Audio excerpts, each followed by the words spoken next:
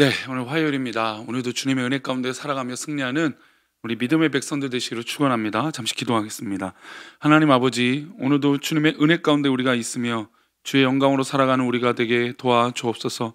사랑하는 우리 교회 모든 성도들을 붙잡아 주시고 주님의 은혜 가운데 승리하는 복된 화요일이 되도록 은혜를 베풀어 주옵소서. 말씀을 상고하오니 이 말씀의 나눔 가운데 함께 하시고 은혜를 내려 주옵소서. 지켜주실 것을 믿사오며 거룩하신 예수님의 이름으로 기도 올렵나이다. 아멘. 네, 오늘의 말씀은 요한계시록 11장 3절 말씀입니다. 제목은 최후의 승리라고 하는 제목으로 말씀 나누겠습니다. 함께 본문 말씀 읽겠습니다. 내가 나의 두 종에게 권세를 주리니 그들이 굵은 베옷을 입고 1260일을 예언하리라. 아멘. 영화나 드라마는 사이다가 좋아요. 소위 말하는 그 퍽퍽한 고구마 전개라고 하죠. 그러면 사람들이 그 드라마를 즐거워하지 않습니다.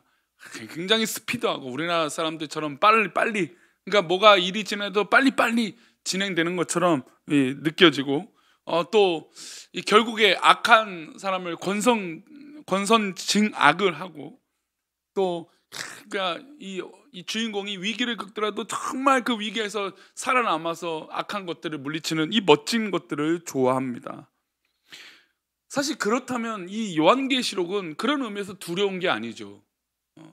결국 하나님께서 선택하시고 또 하나님께서 부르신 그 의인들이 결국 승리하게 될 것이기 때문이에요. 보장된 승리, 최후의 승리가 믿음을 지킨 성도들의 몫이기 때문이에요.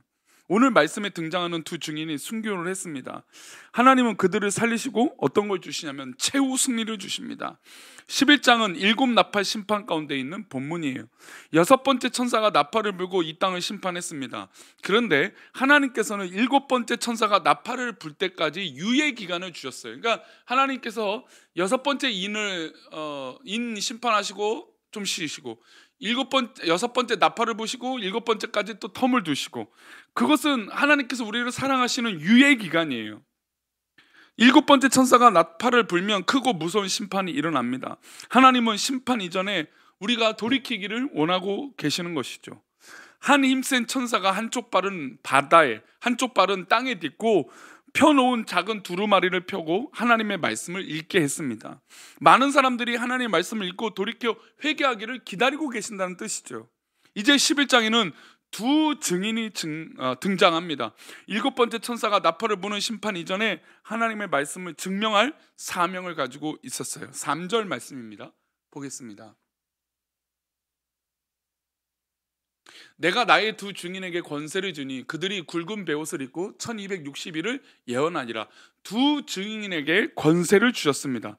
그들은 굵은 베옷을 입고 즉 회개를 촉구하며 1260일을 예언을 합니다.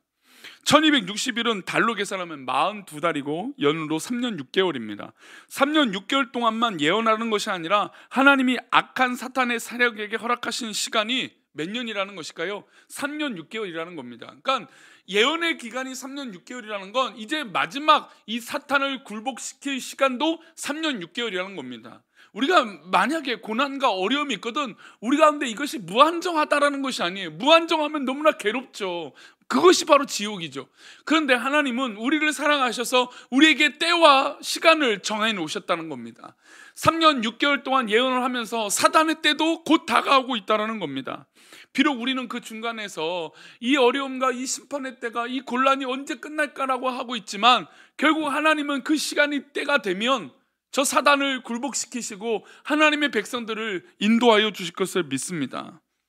이것은 정말 우리에게 정말 중요한 일이에요. 사탄이 세상을 다스리는 한정된 기간 동안 하나님은 두 증인에게 권세를 주셨다는 것을 기억해야 됩니다. 즉 우리가 이 땅 가운데 살아가는 건 우리 가운데도 하나님께서 우리에게 권세를 주셨다는 것이죠. 그게 바로 사명입니다. 하나님은 세상의 종말이 언제 일어날지 아무도 모릅니다.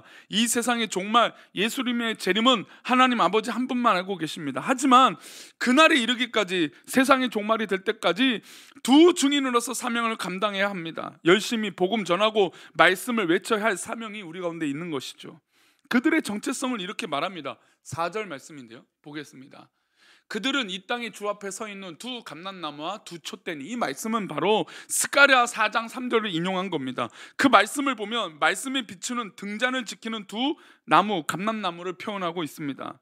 그러므로 두 증인은 감람나무로 표현한 것은 무엇을 지키라고 하는 것일까요? 하나님의 말씀을 지키라는 것입니다. 촛대의 계시록에 의하면 촛대는 바로 교회입니다. 두 증인은 감람나무로서 하나님 말씀을 지키고, 촛대로하고 표현한 것은 하나님의 말씀을 지키는 정말 파수꾼이요, 수호자요, 교회를 대표하는 자라는 것을 의미하고 있는 것이죠. 말씀을 수호하고 교회를 대표하는 자들은 세상 종말에 이르기까지 회개하지 않은 자들에게 뭘 해야 돼요? 복음을 전할 사명이 있습니다. 오늘 우리에게 복음을 전할 사명이 있는 것이죠. 하나님은 그들에게 능력과 권세를 주셨습니다. 즉 물과 불을 다스릴 수 있는 권세입니다. 5절 6절을 보세요.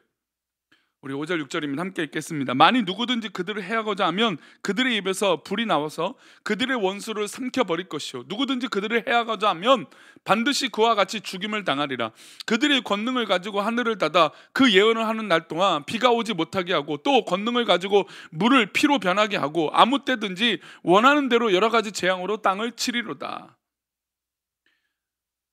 물과 불의 권세를 가진 두 증인에게, 이 증인이 얼마나 대단합니까? 하나님은 종말에 예언하는 자, 말씀을 전하는 자, 우리에게 권세와 능력을 주셨습니다. 그런데 이 권세를 가진 자들도 세상 권력자들에게 어떻게 될까요? 죽임을 당해요. 그러니까 지금 이렇게 대단한 권력을 갖고 있잖아요, 복음을 전하는 자가.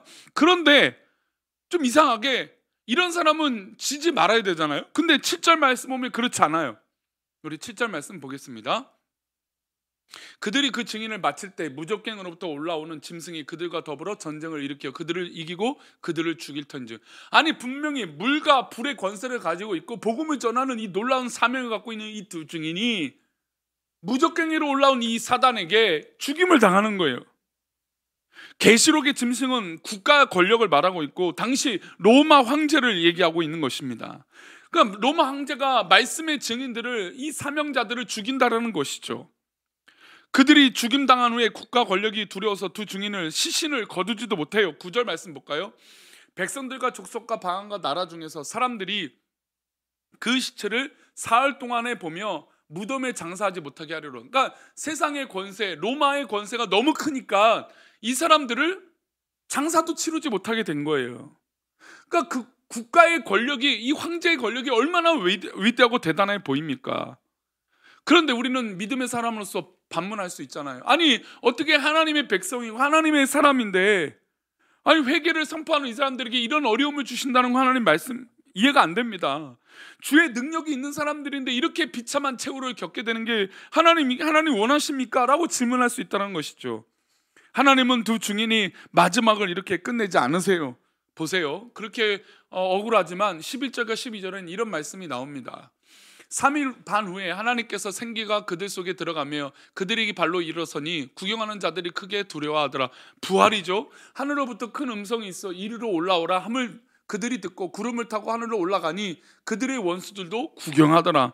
국가 권력은 3일 동안 그들의 시체를 치우지도 못하게 합니다. 그러나 한 3일 반 후에 하나님의 생기가 그들에게 들어가서 그들이 부활하게 되고 일어서게 됩니다.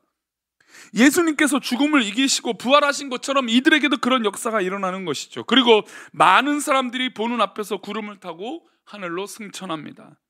마치 예수님께서 증인들 앞에서 구름 타고 승천하신 것처럼 두 증인도 하늘나라 백성이 되었습니다. 놀라운 승리인 것이죠. 진 것처럼 보였어요. 장사도 못 치렀으니까. 그런데 진 것이 아니죠. 하나님의 선택된 백성들을 부활하시고 하늘로 올라 주시는데 그 원수들도 구경하고 있다는 겁니다. 오늘 이 말씀은 우리에게 위로가 돼요. 세상의 악은 득세하고 세상의 권력은 힘이 있는 것처럼 보입니다. 예수 믿는 사람들, 말씀을 붙들고 살아가는 우리가 미련한 것처럼 보입니다. 우리도 세상에 벗하고 살고 싶습니다. 그런데 그것은 어리석은 생각이었습니다. 최후 승리가 결국 믿음의 백성들에게 것이기 때문이에요. 하나님은 두 증인을 하늘로 인도하신 후에 마지막 7번째 나팔을 부세요. 이때부터 무서운 심판이 이어집니다. 15절이에요. 7번째 천사가 나팔을 불며 하늘에 큰 음성들이 나서 이르되 세상 나라가 우리 주와 그의 그리스도의 나라가 되어 그가 세세토록 왕노를 하시리로다 하니. 마지막 7번째 나팔을 불기 전에 하나님은 당신의 증인들을 인도해 가셨습니다. 오늘 우리에게도 하나님의 위대하고 놀라운 약속이 보장되어 있습니다.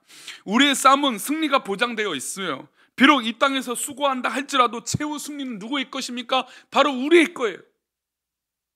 이 말세 때의 최후 승리는 바로 우리의 것입니다. 그러니 성도님들, 지금 억울하고 힘들고 정말 그 괴로운 가운데 있을지라도 낙심하지 마십시오. 하나님의 최후의 승리가 우리의 것이 되고 하나님의 기쁨이 될 것입니다. 그러니 사랑하는 우리 교회 성도님들, 이 말세 때 비록 세상의 악한 권세가 활개를 치고 있는 것처럼 보이지만, 그리고 믿음의 성도들이 정말 핍박을 받고 어려움을 겪는 것처럼 보이지만, 결국 하나님의 백성은 최후 승리를 얻게 될 것입니다. 오늘도 그 말씀 붙들고 승리하는 저와 우리 사랑하는 우리 교회 모든 성도님들이 되시기를 축원합니다. 기도하겠습니다. 하나님, 오늘도 주님의 은혜를 구하며 살아가는 우리 모두가 되게 도와주옵소서. 우리들을 붙잡아 주시고 주님 기뻐하시는 은혜로 인도하여 주실 것을 믿사옵고, 실패하거나 낙심하여 빠지지 않게 해주시고 최후 승리를 얻게 하여 주옵소서. 지켜주실 것을 믿사오며 거룩하신 예수 그리스도 이름으로 기도 올렵나이다. 아멘.